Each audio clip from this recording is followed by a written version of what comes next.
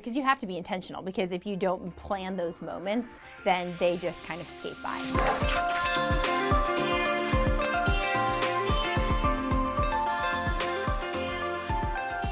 Man, we're so excited. Welcome. I'm so glad you're joining us today, the day after Christmas. And we want to welcome you to this digital experience at Evergreen Christian Center.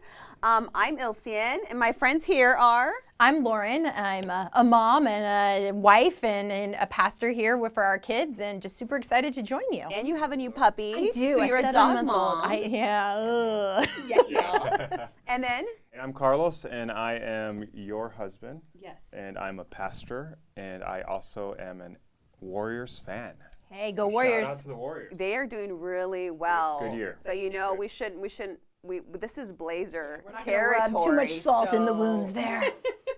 I am a Golden Warrior fan by proxy because I'm married to you, therefore And I grew up in the Bay Area, so you know, it's in my genetics. Yes. So, but for our Blazer fans out there, there is hope in Jesus.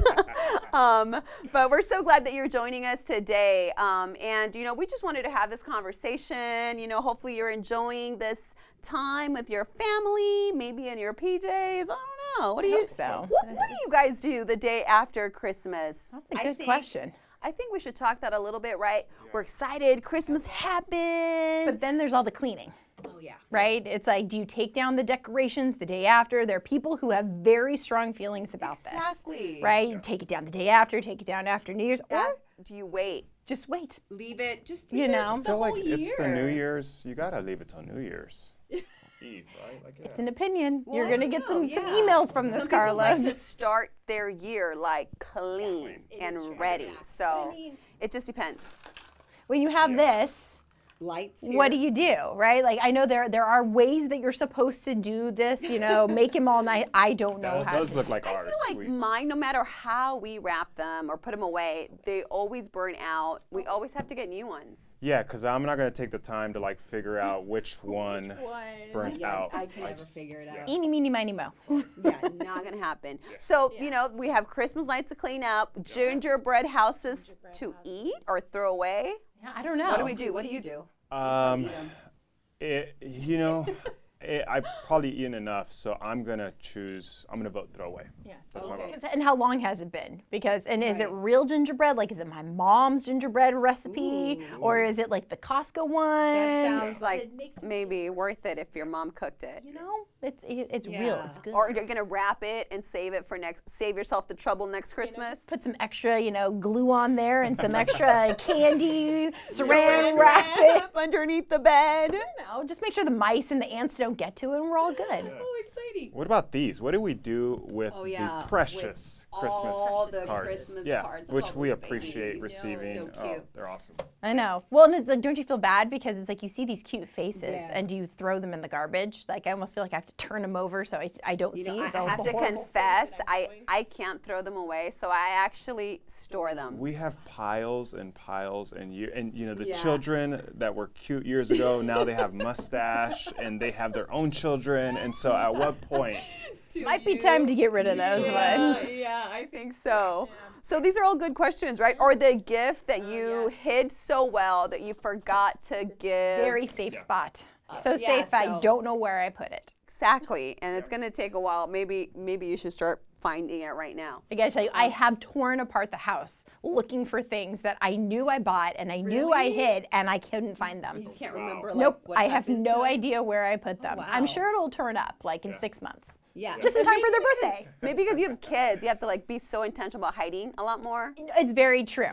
It's very true. When you have kids who are a little bit older, so I have a 7 and a 10-year-old, and my son will even like go into our spare bedroom where he knows it's like Christmas land. So he knows he's not supposed to go in there because like the presents are all in there, and I hide them in there. And I was like, oh, don't worry. He's like, well, I had to use the bathroom in there. He is so clever. Sister was using the other bathroom, so and I might have seen something. Man, you gotta love kids. They're Nothing you saw was for you. See, so we haven't. We're rookies. I haven't had to hide anything, so my presents should all be. Although my trouble is getting the present to the person. So months will go by, and then eventually I'll be like, oh yeah, hey, can we have coffee because I still have your gift. It's the gift that keeps on giving, right? So there's all these things like, so what do we do? You know, how do we find ourselves feeling the day after Christmas? Stressed.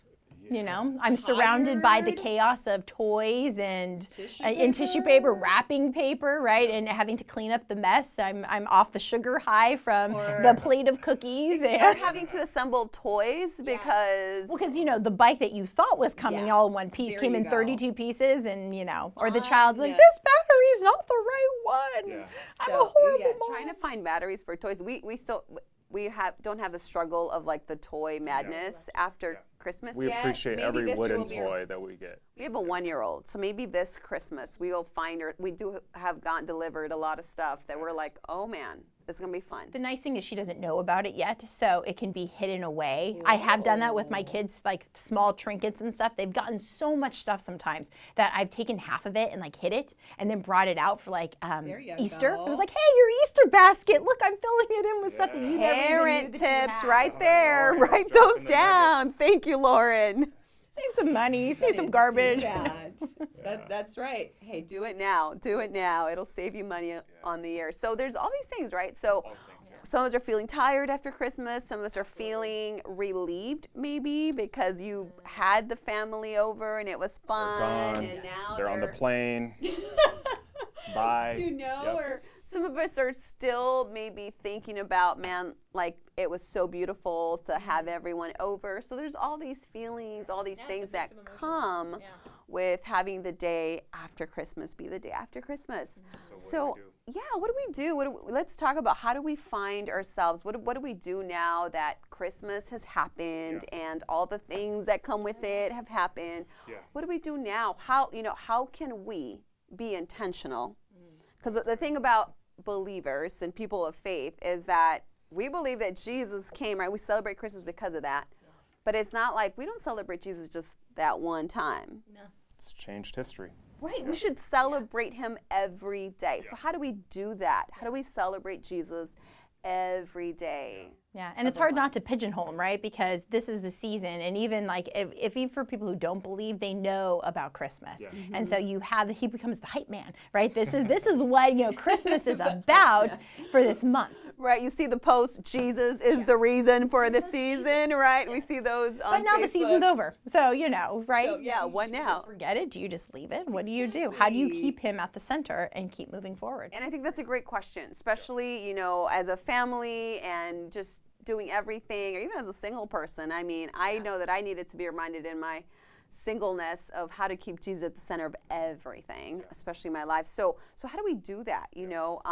I think one of the great things and the reason why we celebrate Christmas is that God loved us so much that he'll allowed Jesus to move into the neighborhood, like God moved into the neighborhood. Yes. I love that, the Message translation of John 1. So how do we do that? So he's come, and now we have this response of like, how do we draw near to him? How are we intentional about that time? Yeah, well, I can speak for the introverts that are with us. you're an introvert. Just kidding. I know you are. Carlos is an introvert, though. You wouldn't believe it if you met him. Yes, I am an introvert for sure. And so the Christmas season is just really exhausting, right? With all the things and all the gatherings and just, so for me, I need to plan to have that refueling time with the God that has drawn near.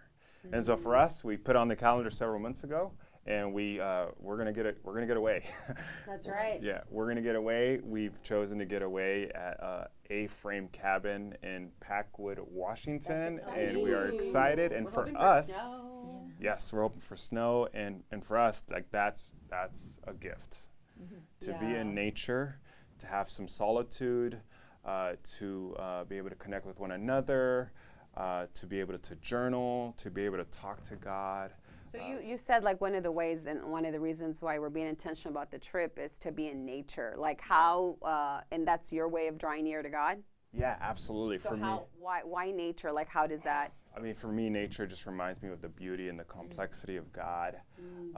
Just the fresh air, the mountains, the rivers. Just it just reminds me of his qualities, right? That's what Yeah. nature does. It speaks of who God is.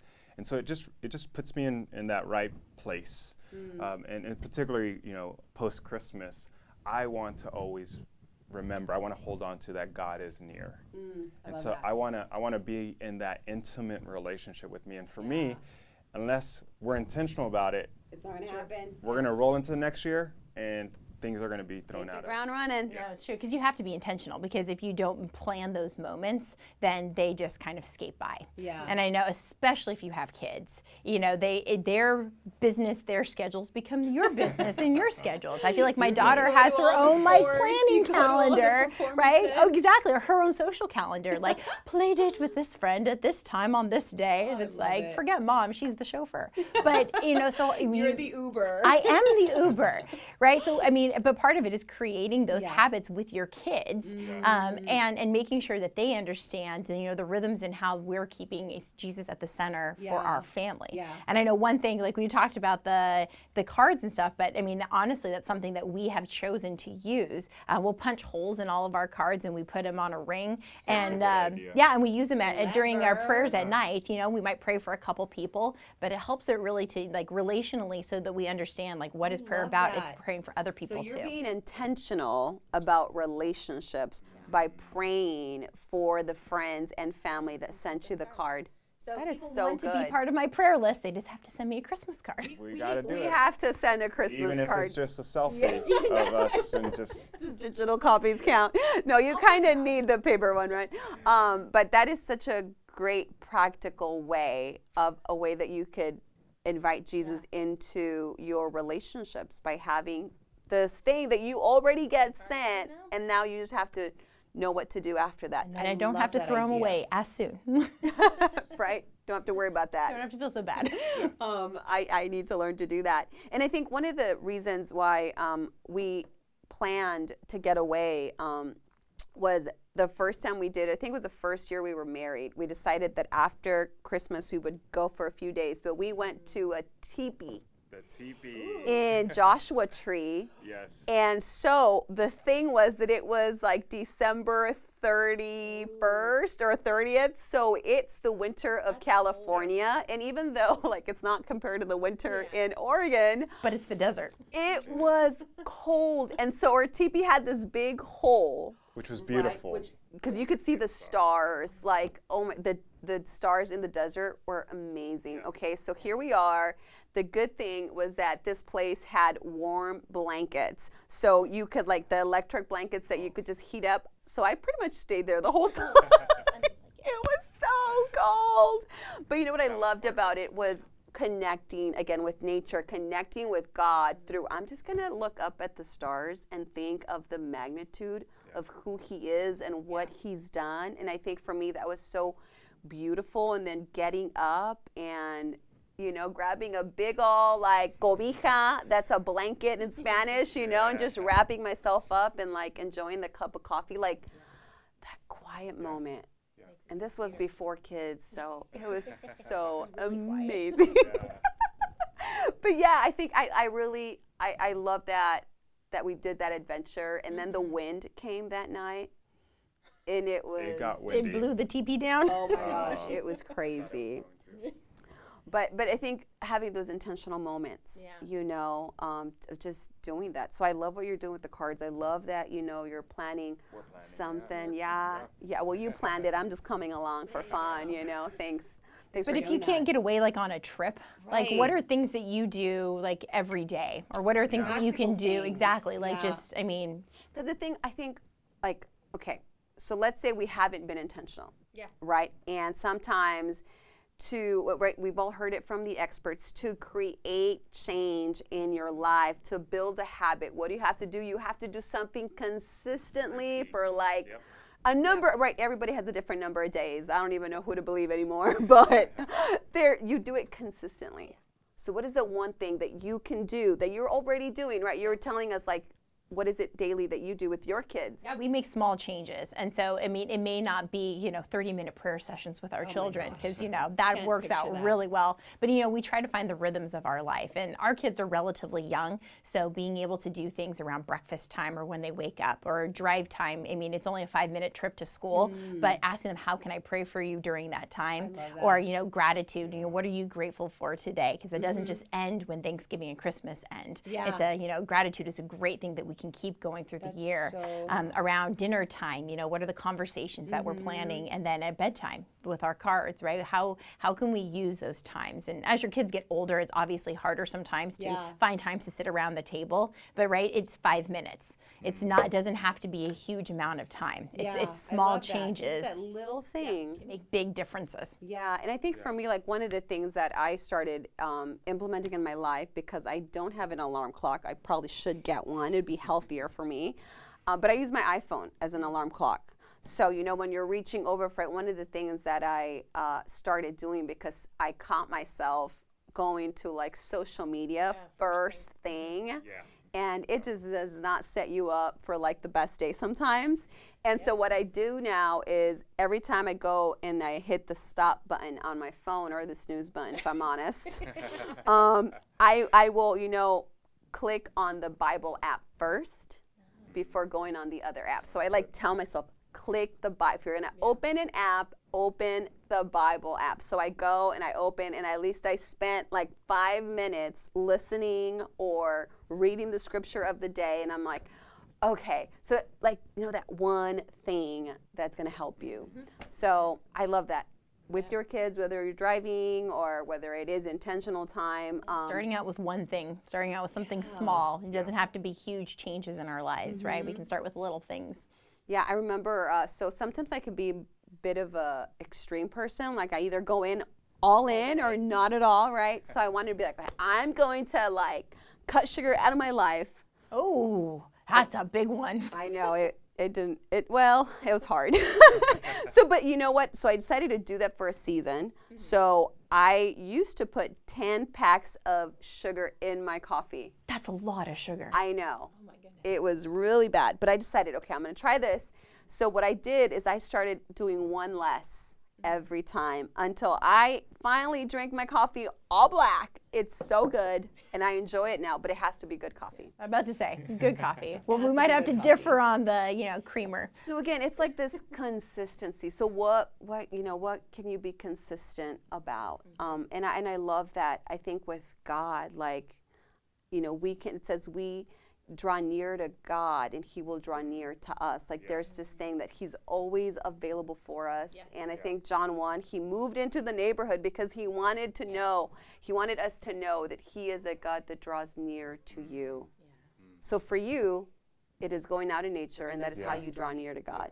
Yeah. For me, it is making that intentional time of journaling in the morning. I need to just sit with my thoughts, write them down, have this conversation in writing. Yeah. That helps me. Yeah. For you? Yeah, for me it's like, because let's be honest, the earlier I wake up, the earlier my kids wake up. And so quiet time in the morning is not a thing. Although we have a clock that turns green, and that's how they know that they can come out of their room. That's so brilliant. So it's like, you're up at 6:30, doesn't mean you should come out of your room at 6:30. I love that. But now that with our new dog, it's like dogs have to be walked. It doesn't matter if it's raining, doesn't matter if it's icy, I was slipping all over the place a little while ago, but you have to do it. And that has become my time. It's like, it's my time to be able to part of nature, busy streets and everything too. But honestly, I can clear my head. I can take that time away from the distractions of everything that's going around. And I have to do it anyways. And it's a really good, the dog's not going to walk itself, so I guess I better, right? It's a good motivator too, but it really does. I feel better. And you have a golden. We have a golden doodle, a 7-month golden doodle. They have so much energy. Yeah, so you have to take the dog for a walk. Yep. Yeah, otherwise always ready to go. I love that.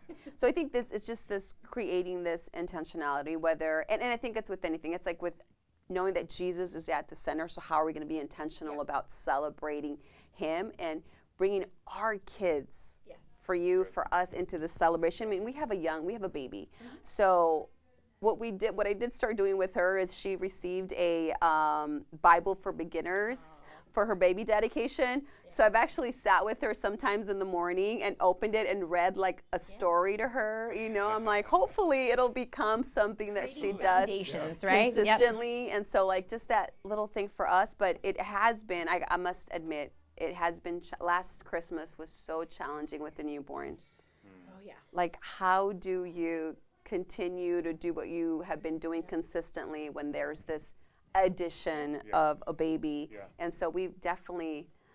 Well, and that's life in general, right? It's like you can create these things, but their change always happens.